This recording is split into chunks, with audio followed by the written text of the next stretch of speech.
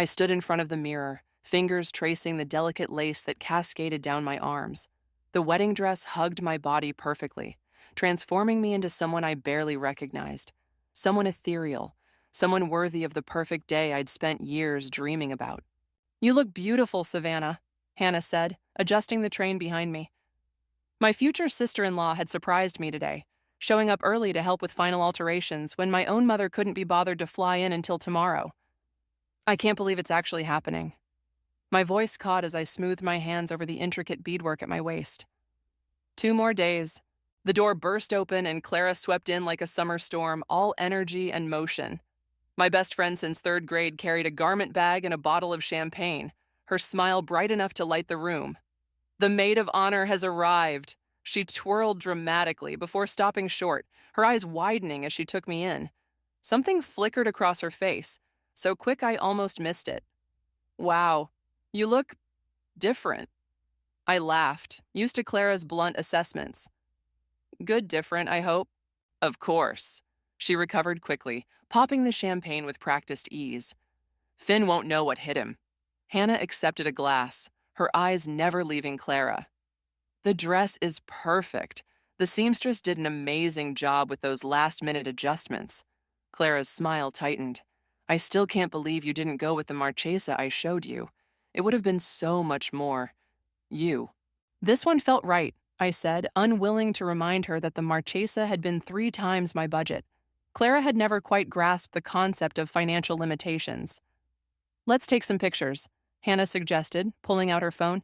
"Savannah, you should document this moment." Clara set down her glass. "Actually, why don't I take some? Hannah, you get in there with the bride-to-be." I watched Clara through the mirror as she snapped photos, her smile never quite reaching her eyes. We'd been inseparable for 20 years, but lately something had shifted between us. Small comments, missed calls, subtle digs about Finn that she played off as jokes. "I need to use the bathroom," Clara announced suddenly, handing the phone back to Hannah. "Don't have too much fun without me." The moment she left, Hannah's shoulders relaxed. "Is she always so—" "Clara's just Clara," I said automatically. The same explanation I'd given everyone from college roommates to coworkers. "She's under a lot of pressure at work right now." Hannah nodded, unconvinced. "Well, we should get you out of this dress. Can't risk anything happening to it before the big day." "You're right." I reached for the row of tiny buttons running down my spine. "Can you help me?" "Of course." Hannah's fingers worked methodically down my back. "Finn can't stop talking about Saturday. I've never seen my brother this happy." Warmth bloomed in my chest. "I still can't believe he picked me." "Don't sell yourself short," Hannah said firmly. "You're exactly what he needs." We were halfway through the buttons when Clara returned, her cheeks flushed. "Sorry about that. Needed to take a call from work." She grabbed her champagne, draining the glass. "Let me help with those buttons." "Hannah's got it," I said, catching something strange in Clara's expression. "But you can help me hang it up after." "Sure thing, bestie." She flopped onto the nearby chair, scrolling through her phone with unusual intensity. 20 minutes later, I stood in my slip, carefully lifting the dress to return it to its garment bag. That's when I saw it, a small dark stain near the hem. "What's that?" I whispered, heart stuttering. Hannah leaned closer. "Is that wine?" My fingers trembled as I examined the fabric, turning it over to reveal not just one spot, but several. Dark red splashes creeping up from the bottom like bloody footprints. No, no, no. I frantically checked the rest of the dress, discovering more stains hidden in the folds of the skirt. How had I not noticed while wearing it? "This isn't possible," Hannah said, voice tight with anger. "It was perfect when we started." My eyes shot to Clara, who was watching with an expression I couldn't quite read. "Clara?" My voice cracked. "Did you see anything?" She shrugged, not meeting my eyes. "Maybe it happened during the photos. You were moving around a lot." "There wasn't any wine near me," I said, panic rising. "And these stains are dry." Clara stood suddenly, gathering her things. "Well, I'm sure you can fix it. Anyway, I should go. I promised my mom I'd help her with something." As she reached the door, I caught a glimpse of her purse, slightly open, revealing a small bottle of red liquid. "Wait." The word came out sharper than I intended. "What's that in your bag?" Clara froze, then turned slowly. her face transforming into something I'd never seen before. Cold, calculating, almost satisfied. Oops. She pulled out the bottle of red wine, dangling it between her fingers. Guess I'm not as careful as I thought. The room went silent as the implication hit me like a physical blow. You did this? I whispered. On purpose? Clara's laugh was brittle glass. Come on, Savannah. Did you really think you deserved all this? The perfect dress? The perfect man? The perfect life? She gestured around the room. Some of us have to work for what we want. It's always been so easy for you. Hannah stepped between us. Get out. Now. Gladly. Clara's smile was venomous as she backed toward the door. By the way, the wine's just the beginning. You might want to double-check those centerpieces you loved so much. The door slammed behind her, leaving me standing in my ruined dreams, holding a wedding dress that now felt as betrayed as I did. I stood frozen, staring at the closed door, my brain refusing to process what had just happened. The woman who'd helped me through my parents' divorce, who'd held my hair back during college hangovers, who'd cried with me when Finn proposed, had just deliberately ruined my wedding dress. Savannah?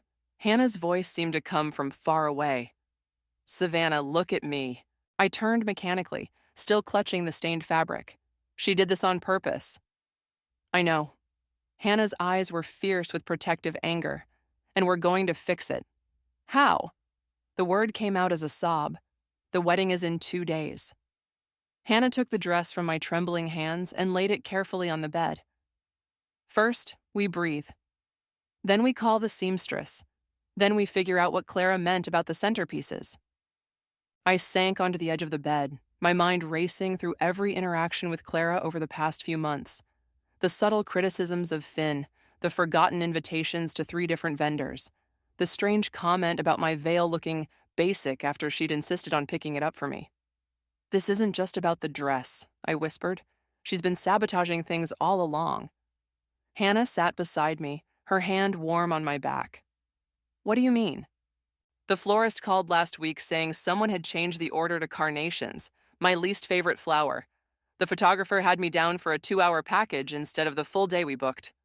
My voice cracked. I thought they were mistakes. They weren't mistakes, Hannah said grimly, and we need to tell Finn. The thought of facing Finn with this sent a fresh wave of panic through me. What if he thinks I'm overreacting? Clara's been his friend almost as long as she's been mine. Trust me, he won't. Hannah pulled out her phone. I'm calling him now. While Hannah explained the situation to Finn, I walked to the bathroom on shaky legs. The woman in the mirror looked like a stranger, pale with mascara tracks staining her cheeks. I splashed cold water on my face, trying to wash away the shock. Why would Clara do this? What had I ever done to deserve such calculated cruelty? A memory surfaced, Clara's face when I announced my engagement. For just a moment, before the squeals and hugs, there had been something else, something that looked remarkably like what I'd seen today. Had she been planning this from the beginning? The bathroom door opened and Hannah appeared. Finn's on his way. He's bringing Reed. Reed? I asked, surprised. Finn's older brother had made it clear from day one that he thought Finn was rushing into our engagement. He knows people, Hannah said simply, and contrary to what you might think, he cares about Finn's happiness. 20 minutes later, Finn burst through the door, his face tight with concern. He crossed the room in 3 strides and pulled me into his arms. I'm going to kill her, he muttered into my hair. Get in line, Reed said from the doorway, his usual detachment replaced by cold anger as he examined the dress Hannah had spread out. This is deliberate, and if she's done this, she's probably done more. The centerpieces, I remembered suddenly. She said something about the centerpieces. Finn pulled back, his hands gentle on my shoulders. What about them? I don't know, but we need to call the venue. While Reed made the call, using a tone I'd never heard from him before, authoritative, almost intimidating, Finn led me to the couch. Why would she do this? I asked, the question that had been circling my mind. I thought she was happy for us. Something flickered across Finn's face. Discomfort, maybe guilt. I don't know. You do know something, I said, suddenly certain. What aren't you telling me? Finn ran a hand through his hair. a gesture I knew meant he was struggling with something difficult. It's not important right now. It is to me. My voice was stronger than I expected. If you know why my best friend is trying to ruin our wedding, I need to hear it. He sighed heavily. Clara and we had a moment, years ago before I met you. It was nothing, literally one drunken kiss at a party. I barely remembered it until when? I pressed, a cold feeling spreading through my chest. Until she brought it up at our engagement party. She cornered me, said she'd always wondered what might have happened if things had gone differently that night. He took my hands. I shut it down immediately. Told her I was in love with you and that was never going to change. The revelation hit me like a physical blow. All this time, while I'd been sharing every wedding detail with Clara, she'd been harboring feelings for my fiancé. The centerpieces have been changed, Reed announced, walking back into the room. Instead of your romantic quotes, each table now features a different reason marriage is a mistake. Real classy. Hannah made a disgusted sound. Can we fix it? Already handled, Reed said with grim satisfaction. But there's more. The DJ's playlist has been completely altered, the cake order was canceled yesterday, and someone, take a wild guess who, tried to change your honeymoon reservation. I stared at him, the full scope of Clara's betrayal finally sinking in. This wasn't a momentary lapse in judgment. This was a calculated campaign to destroy the most important day of my life. She's not going to win, I said, standing up. The shock was receding, replaced by something harder, something I barely recognized in myself. I don't care what it takes. She's not taking this from us. Finn looked up at me, surprise and something like pride crossing his face. What do you want to do? I met his gaze steadily. I want her to pay for every single thing she's tried to ruin, and I want to start right now. The next morning, I sat at my kitchen table surrounded by lists. Lists of everything Clara had sabotaged. Lists of everything we'd managed to fix overnight. Lists of everything still hanging in the balance with less than 48 hours until I do. My phone buzzed with another text from Clara. Hey bestie, just checking in. Hope the dress situation got sorted. Sometimes these things happen for a reason. My fingers hovered over the screen. Every instinct screamed to unleash the fury burning in my chest, to tell her exactly what I thought of her pathetic sabotage attempts. Instead, I set the phone down without responding. Don't engage, I muttered to myself, repeating Hannah's advice from last night. It's what she wants. The doorbell rang, startling me out of my thoughts. I opened it to find Tamara on my doorstep, holding a garment bag and wearing an expression of fierce determination. Hannah called me, she said, stepping inside without waiting for an invitation. I came as soon as I could get away from work. I felt a rush of gratitude as I hugged her. Tamara had been my college roommate, the level-headed counterpart to Clara's chaos. We'd drifted apart after graduation, something I now realized Clara might have engineered. Is that what I think it is? I asked, eyeing the garment bag. Tamara unzipped it with a flourish, revealing a wedding dress that took my breath away. Sleek, modern, and nothing like my ruined gown. It's my sister's. She eloped last year and never wore it. Tamara held it up against me. It might need minor alterations, but it's designer and it's your size. I touched the fabric reverently, unexpected tears springing to my eyes. Tamara, I can't. You can and you will. Her tone brooked no argument. Consider it my wedding gift.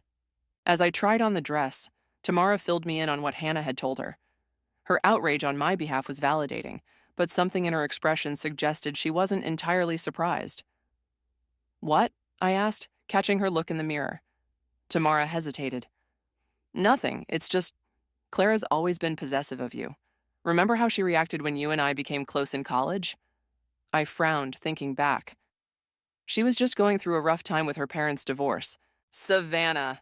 Tamara's voice was gentle but firm. She spread rumors that I was stealing your research for our senior thesis. She told people I was using you.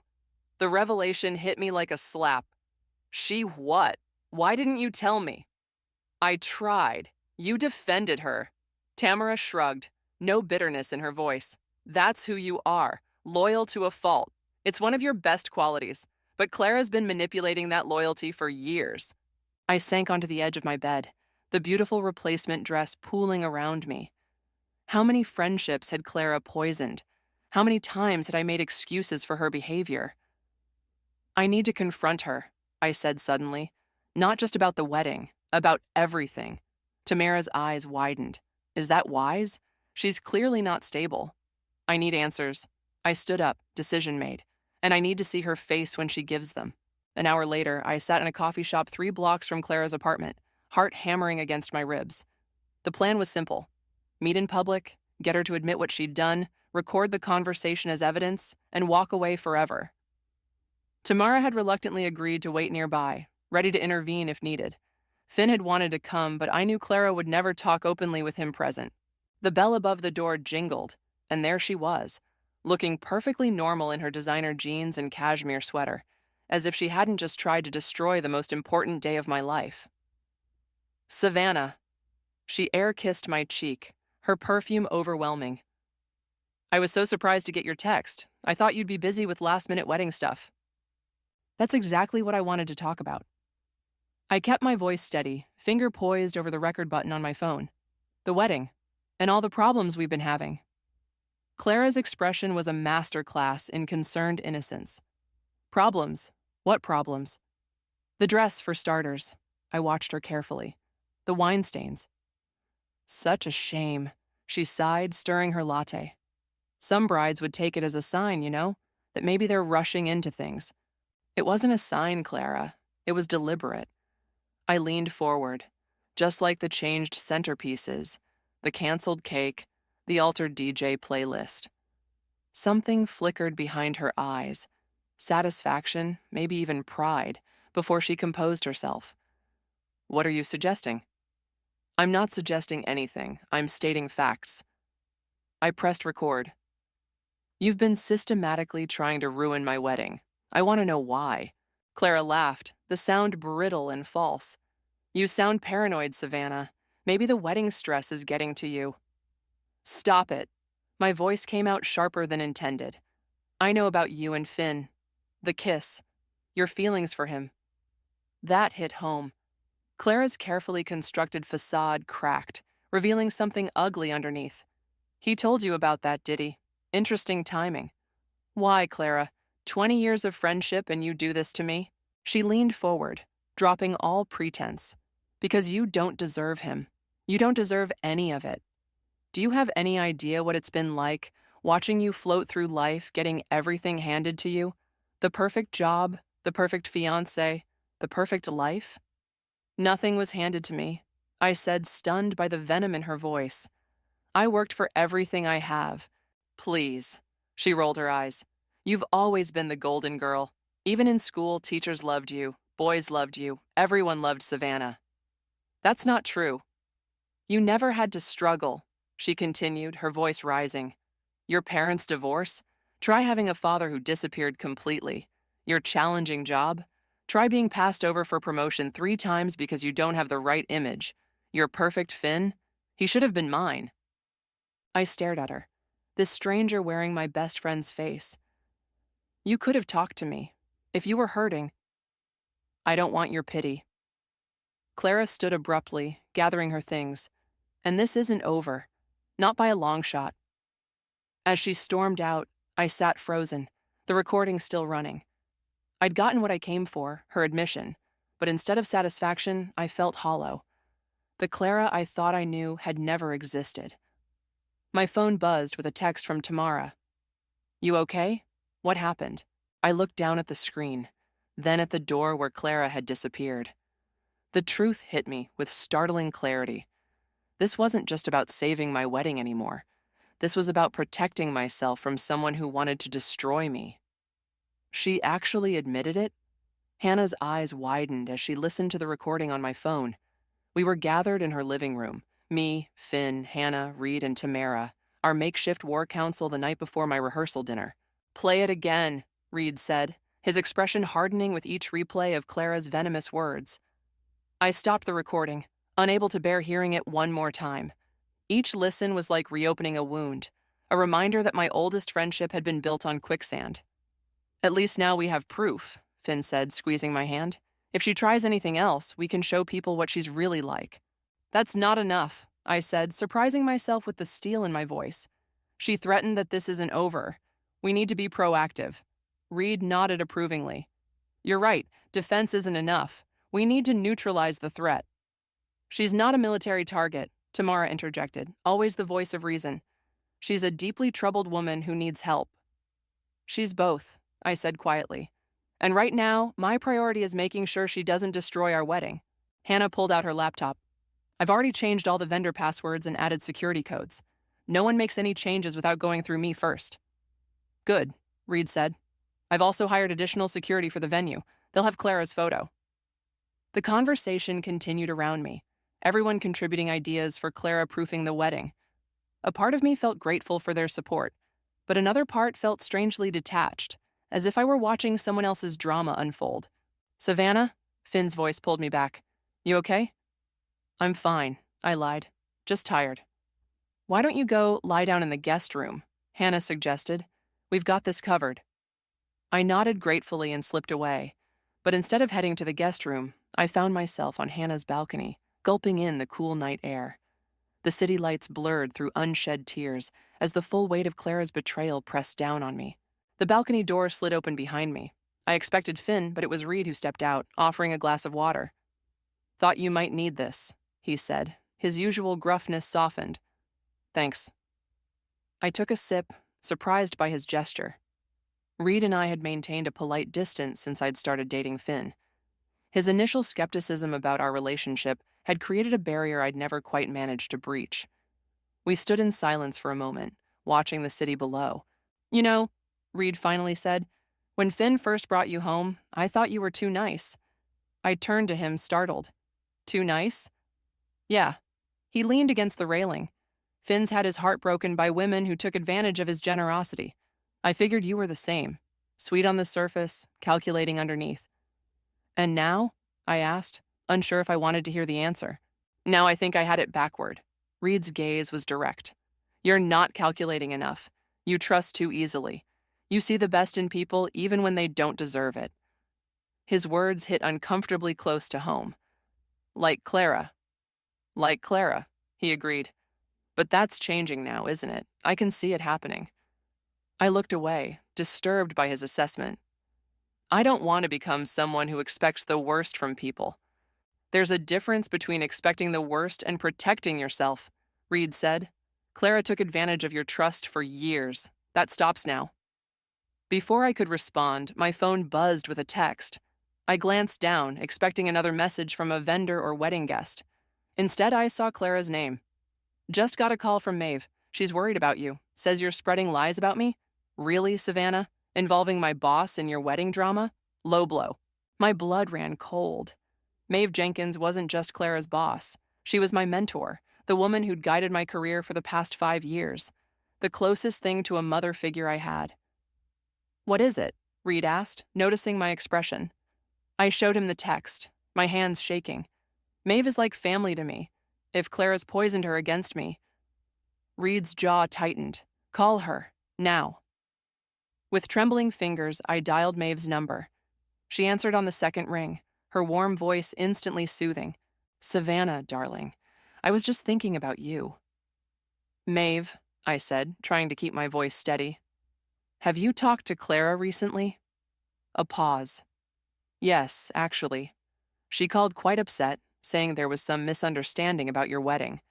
Something about you accusing her of sabotage. I closed my eyes, gathering my courage. It's not a misunderstanding. She admitted to ruining my dress, changing orders with vendors, trying to sabotage everything. That's hard to believe, Maeve said carefully. Clara's always spoken so highly of you. I have proof, I said. A recording of her admitting everything. Another pause, longer this time. Send it to me. Reed nodded encouragingly as I forwarded the audio file. The next few minutes stretched endlessly as I waited for Maeve to listen. Savannah, she finally said, her voice changed. I had no idea. The things she said about you. You believe me? I asked, relief washing over me. Of course I do, but there's something you should know. Maeve hesitated. Clara's been spreading stories at work, claiming you've been unstable, jealous of her promotion. She even suggested you might try to sabotage her professionally out of spite. The revelation hit me like a physical blow. Clara wasn't just trying to ruin my wedding. She was trying to destroy my reputation, my career, my relationships. How many people has she talked to? I asked, dreading the answer. Several key partners, people who could influence your future at the firm. Maeve's voice was gentle but serious. This goes beyond wedding drama, Savannah. She's systematically trying to isolate you. As Maeve's words sank in, something shifted inside me. The hurt and betrayal crystallized into something harder, more resolute. Clara had crossed a line I couldn't ignore. "What are you thinking?" Reed asked after I hung up. "I'm thinking," I said slowly, "that I've been playing defense when I should have been playing offense." Reed's eyes gleamed with approval. "Now you're getting it. What's your next move?" I straightened my shoulders, a plan forming. I need to talk to Finn, and then I need to make some calls. Clara wanted war? Fine. But she was about to learn that even nice girls know how to fight when pushed too far. The morning of my rehearsal dinner dawned bright and clear, a perfect day that should have filled me with joy. Instead, I sat cross-legged on my bed, surrounded by evidence of Clara's betrayal. Screenshots of altered emails to vendors, the recording, photos of my ruined dress. My phone buzzed with a text from Finn. "Everything's set for tonight. Security briefed. Love you." I smiled despite myself. Through all this chaos, Finn had remained my anchor. His unwavering support made me even more determined to reclaim our wedding from Clara's poisonous influence. My laptop chimed with an incoming video call from Maeve. I smoothed my hair and accepted. "Good morning, warrior bride," Maeve greeted me, her silver-streaked hair pulled back in her signature elegant bun. "How are you holding up?" "Better than expected," I admitted. "Having a plan helps."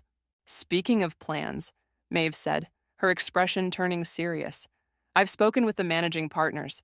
They've agreed to review the evidence against Clara after your honeymoon." Relief washed over me. "Thank you, Maeve."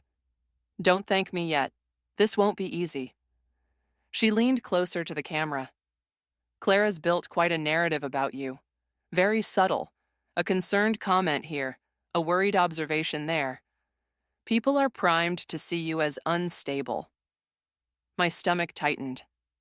How do I fight that? By being exactly who you've always been, professional, composed, brilliant. Maeve's eyes softened. And by letting me handle this part, focus on your wedding, I'll make sure Clara faces consequences at work. After we hung up, I stared at my reflection in the black screen. Was I still the same person I'd been a week ago? The woman who always saw the best in people, who forgave easily, who avoided conflict? The doorbell interrupted my thoughts. I wasn't expecting anyone until later, and a flash of paranoia had me checking the security camera before opening the door. Hannah stood on my porch, holding a garment bag and a bakery box. "Breakfast and final dress alterations," she announced, brushing past me. "Also moral support." I followed her to the kitchen where she unpacked pastries and coffee. "You didn't have to do this." "Yes, I did." Hannah fixed me with her direct gaze. "Because I know you're overthinking everything right now." I laughed despite myself. Am I that transparent? To me, yes. She pushed a coffee toward me. Drink, then talk. The warmth of the mug between my hands was grounding. I keep wondering if I'm becoming someone else through all this. Someone harder, colder. Hannah considered this. "Do you remember when we first met? At that charity gala?" I nodded. Finn had just introduced us, his sister and his new girlfriend sizing each other up.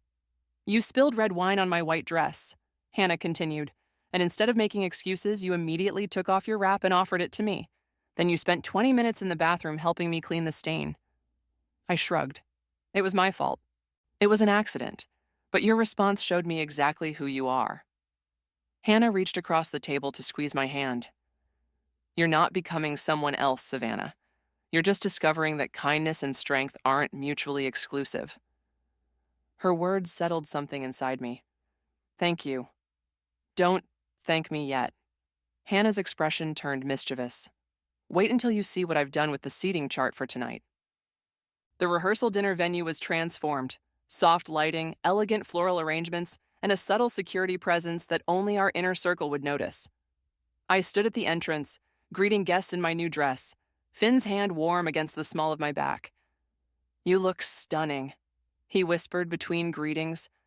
"How are you feeling?" "Ready," I replied, surprised to find it was true. The anxiety that had plagued me all week had crystallized into determination. The evening progressed smoothly. Toasts were made, food was served, laughter filled the room. I almost began to believe we'd escaped Clara's shadow. Then my phone buzzed with a text from an unknown number. "Check your email, now." A chill ran down my spine. I excused myself and stepped into the quiet hallway, opening my email with trembling fingers. The message contained no text, just an attachment, a video file. I pressed play, and Clara's face filled my screen. "Hello, Savannah." Her smile was cold. "If you're watching this, you're probably feeling pretty smug right now. Your little revenge plan is working, isn't it? Getting Maeve on your side, turning my colleagues against me." My breath caught. How did she know about my conversations with Maeve? "But here's what you don't understand," Clara continued. "I've known you for 20 years. I know all your secrets, like that night in college when you kissed Professor Adams at that faculty party, or the real reason you got that promotion last year." My heart pounded as she listed more half-truths and distortions, each one twisted just enough to sound damning. "I have evidence of all of it," she said, her voice dripping with false sympathy. "And if you don't back off, I'll make sure everyone sees it. Finn, his family, your colleagues, everyone." The video ended, leaving me shaking in the hallway. Clara wasn't just fighting back, she was escalating, threatening to destroy everything I'd built. "Savannah?" Reed's voice startled me. He must have followed me out. "What's wrong?" Wordlessly, I handed him my phone. His expression darkened as he watched. "She's bluffing," he said when it finished. "These are desperate tactics." "Some of it's based in truth," I admitted. "Twisted, but not completely fabricated. If she shares this, then we deal with it." Reed's voice was firm. "But you can't let her blackmail you." I leaned against the wall, suddenly exhausted. What if fighting back makes everything worse? "What if not fighting back does?" Reed countered. "You've tried being nice. You've tried being reasonable. Where has that gotten you?" He was right. Every attempt to handle Clara gently had only emboldened her. The realization settled over me like a weight and a release at once. "I need to end this," I said quietly. "Not just protect the wedding. Not just defend myself. End it." Reed studied my face. "What are you thinking?" "I'm thinking," I said slowly, "that Clara's not the only one who knows secrets. A plan was forming. Risky, potentially devastating, but necessary. Clara had forced my hand, and now I would play every card I had. "I'll need your help," I told Reed, "and we need to move fast." His smile was grim but approving. "Just tell me what you need." I sat in Reed's car outside Clara's apartment building, rain drumming on the roof. The rehearsal dinner had ended an hour ago, with Finn reluctantly agreeing to my plan after intense discussion. Now, while he distracted our remaining guests, Reed and I had slipped away on our dangerous mission. "You sure about this?" Reed asked, his face illuminated by the dashboard lights. I clutched my phone where I'd compiled everything I needed. Old texts, photos, and one particularly damning video from 3 years ago that Clara had begged me to delete. I'd told her I hadn't. "No," I admitted, "but I'm out of options." Reed nodded, understanding what this was costing me. Using someone's secrets against them, even someone who deserved it, felt wrong, like I was becoming what I despised.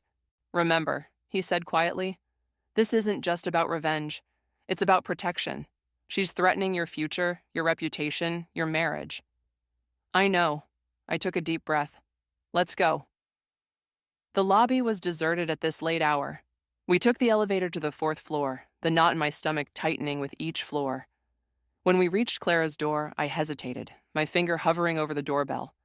"I can do it," Reed offered. "You don't have to be the one." "Yes, I do." I pressed the bell before I could change my mind. Long seconds passed. Just as I was about to ring again, the door swung open. Clara stood there in silk pajamas, her expression shifting from confusion to cold amusement when she saw me. Well, well, the bride-to-be and the brooding brother-in-law.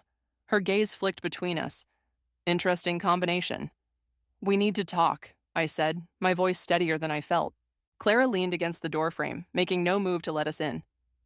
About my video? Did you enjoy my little highlight reel of your greatest hits? Actually, Reed cut in, his tone deceptively casual, we're here about a different video. Something flickered in Clara's eyes, the first hint of uncertainty. She stepped back, reluctantly gesturing us inside. Her apartment was immaculate as always, minimalist and expensive. I'd helped her choose the furniture, spent countless evenings here planning our futures over wine. The memory made my chest ache with what we'd lost. Make it quick, Clara said, crossing her arms. Some of us have work tomorrow. I pulled out my phone. 3 years ago, at Tamara's birthday party, you got drunk and confessed something to me. Something about your promotion at the firm. Clara's face drained of color. You wouldn't. You recorded it, Reed added.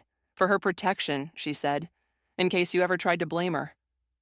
I never thought I'd need it, I said quietly. I never thought you'd turn on me like this. Clara's composure cracked.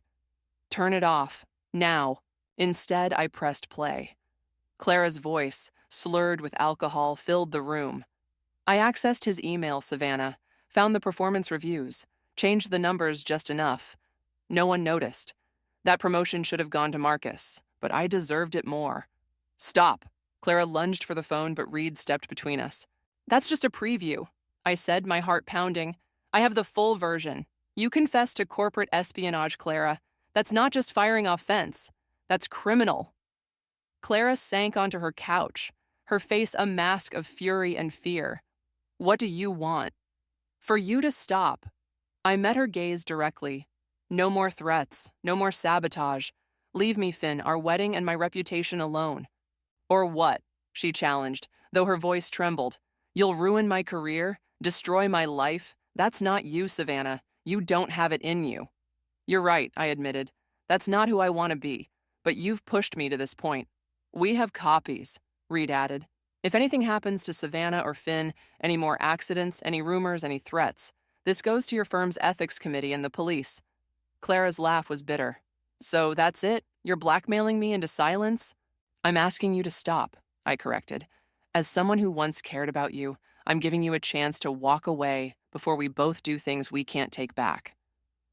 Something shifted in Clara's expression, a flicker of the person I used to know. For a moment, I thought we'd reached her.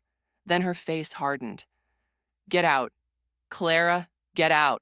She stood abruptly. You think you've won? You have no idea what I'm capable of. Reed took my arm. We should go. As we moved toward the door, Clara called after us. You know what's funny, Savannah? You're standing there all righteous, but look at what you've become. Look at what you're willing to do. Her words hit their mark. I paused at the threshold. The difference is, I'm not enjoying this. In the elevator, my hands finally began to shake. That didn't work. No, Reed agreed grimly. It didn't. She's going to retaliate. Hard. I leaned against the wall, suddenly exhausted. What have I done? Reed's expression was troubled. You tried to end this peacefully. She chose escalation. My phone buzzed with a text from Finn. Everything okay? Getting worried. I typed back quickly. On our way back. Didn't go as planned. As we crossed the lobby, the night security guard called out to us. Excuse me, are you Savannah? I turned, surprised. Yes? Someone left this for you earlier. He handed me a small envelope with my name scrawled across it. Inside was a single key and a note in unfamiliar handwriting. Storage Unit 217, Westlake Facility. What you need is inside. A friend. Reed and I exchanged confused looks. What friend? I wondered aloud. And how did they know I'd be here? I don't like this, Reed said, examining the key. It could be a trap. Or it could be help. I tucked the key into my pocket. Either way, we need to find out. As we drove toward the storage facility, my phone exploded with notifications. Text after text from wedding guests, friends, colleagues. Is it true? Just saw Clara's post about you. OMG, Savannah. What's happening? With trembling fingers, I opened social media to find Clara had posted a carefully edited version of our confrontation, making it appear I'd threatened her unprovoked. The caption was devastating. When your best friend shows her true colors the night before her wedding. Be careful who you trust. She was recording us, I whispered, horror washing over me. This whole time, Reed swore under his breath, pulling over to read the growing comment thread. She edited out everything she said, made you look unhinged. The world seemed to tilt beneath me. In trying to stop Clara, I'd given her exactly what she wanted, ammunition to destroy me. The wedding's tomorrow, I said, my voice hollow. Everyone will see this. Reed gripped the steering wheel, his knuckles white. Then we need whatever's in that storage unit. Now. As we pulled back onto the road, I stared at the key in my palm. Whatever waited in Unit 217, it was my last hope of salvaging not just my wedding, but my entire life. The storage facility loomed before us, a grid of metal doors illuminated by harsh fluorescent lights. At this hour, the place was deserted, our footsteps echoing on concrete as we followed numbered signs toward Unit 217. This feels wrong, I whispered, hugging myself against the chill. Like we're walking into a trap.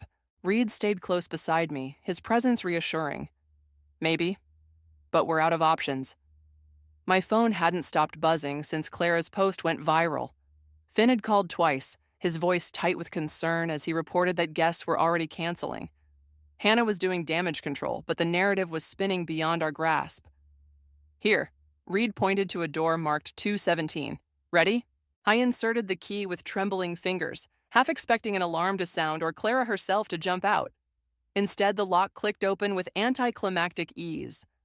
Reed lifted the door to reveal a small, climate-controlled space containing a single filing cabinet and a folding chair. On top of the cabinet sat a laptop and a note. Password is Phoenix 99990. Who would do this? I wondered aloud, approaching cautiously. And how do they have dirt on Clara? Reed examined the space for traps or cameras before nodding toward the laptop. Only one way to find out. I sat in the folding chair and opened the computer. It booted immediately to a password screen. I typed Phoenix 99990 and held my breath. The screen unlocked to reveal a desktop with a single folder labeled Clara. Inside were hundreds of files, emails, photos, videos, financial records, all meticulously organized by date. Oh my God, I breathed, clicking through documents. This is everything, her entire life. Reed leaned over my shoulder, his expression darkening as we discovered evidence of Clara's systematic manipulation, not just of me, but of everyone in her orbit. Fabricated credentials on her resume, emails revealing how she'd sabotaged colleagues, financial records showing suspicious transactions. Who collected all this? I asked, overwhelmed by the sheer volume of damning evidence. Someone who knew her well, Reed said grimly, and hated her enough to build a case. A video file caught my eye, dated 3 months ago. I clicked play to see Clara in a restaurant with a man I recognized, Finn's former business partner, who'd left their company under mysterious circumstances last year. Turn up the volume, Reed said sharply. Clara's voice came through clearly. Just make sure Finn never traces it back to you. Once the deal collapses, he'll be too devastated to go through with the wedding. Savannah will move on, and everything can go back to normal. My blood ran cold. She tried to sabotage Finn's business, to break us up.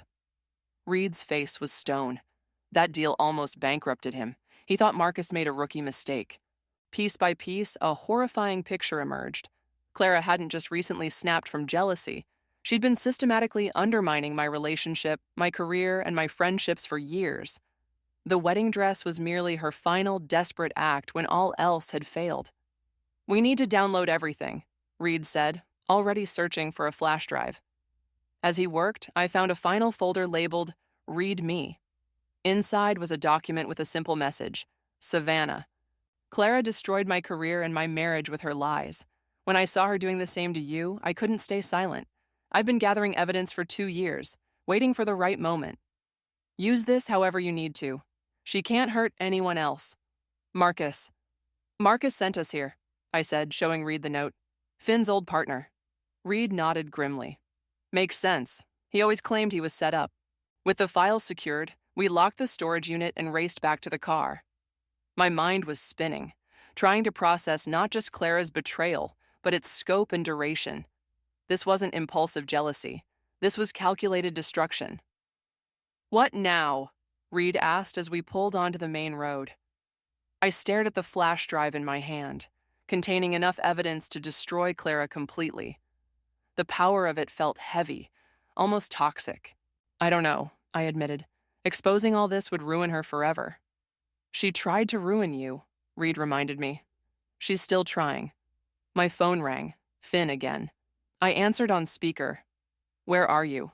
His voice was tense. Clara's here. My heart stopped. At the hotel? Why? She showed up drunk, making a scene in the lobby, saying she needs to talk to you, that there's been a misunderstanding. Finn's voice dropped. Savannah, she's threatening to crash the wedding if you don't hear her out. Reed swore under his breath, accelerating toward the hotel. Keep her there, I said, a plan forming.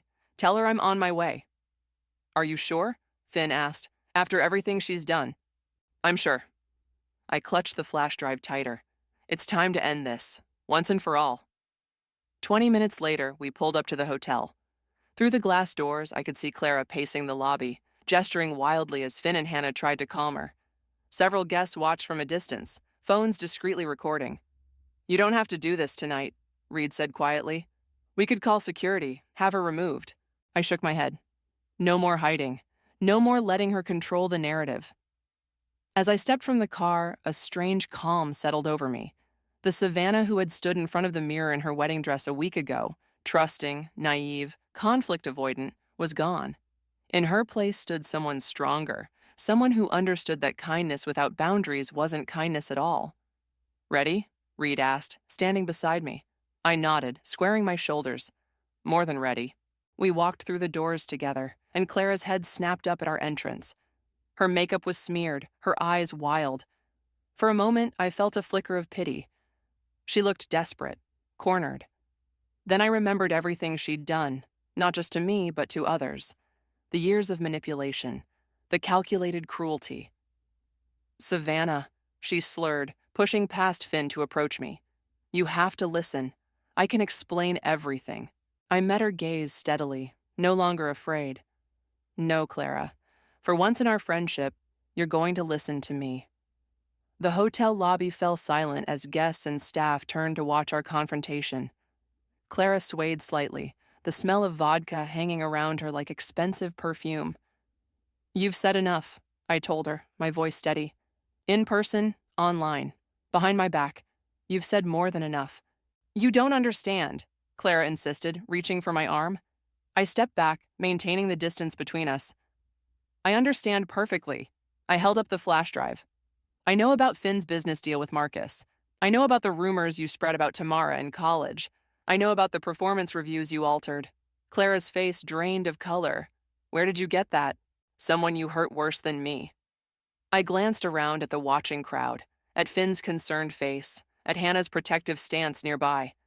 I have everything, Clara. Every scheme, every lie, every betrayal.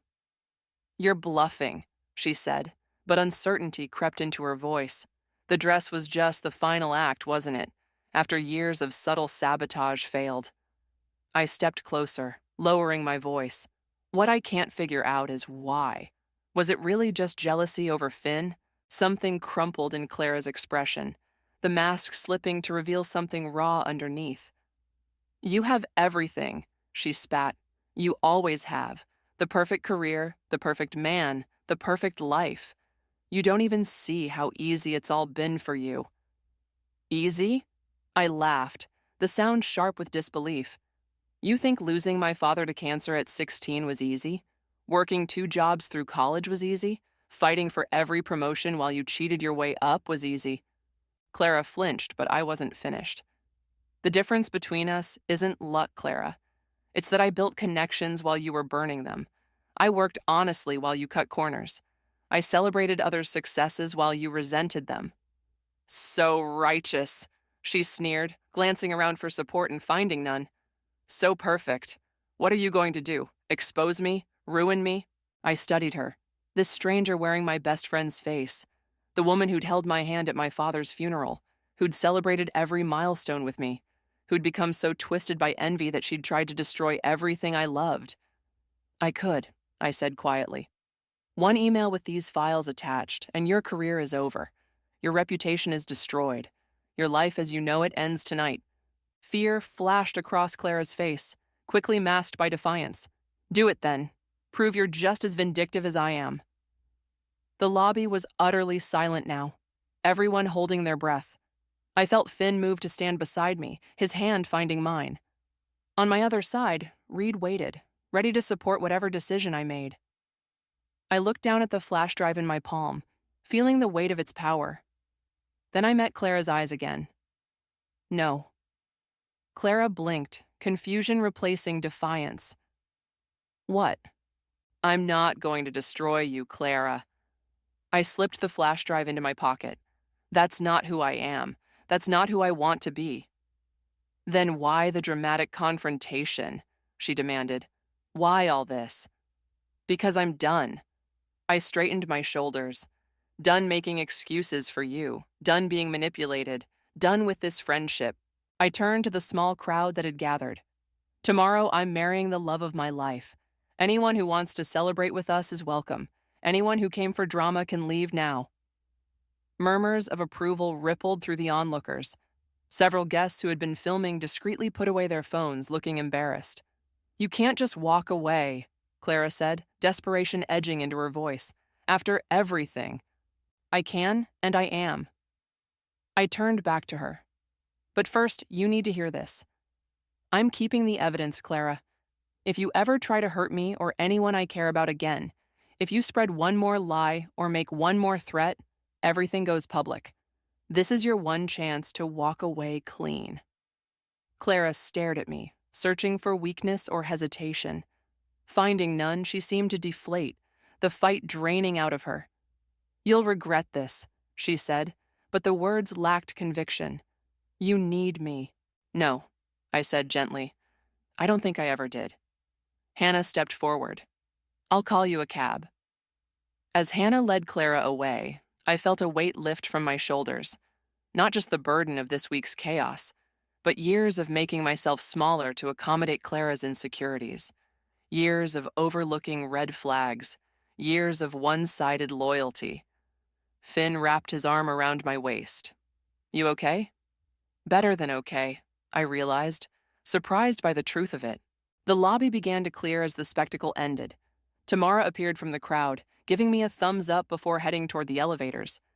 Reed nodded approvingly before slipping away to check on Hannah. You could have destroyed her, Finn said quietly. No one would have blamed you. That's exactly why I couldn't do it. I leaned into his embrace.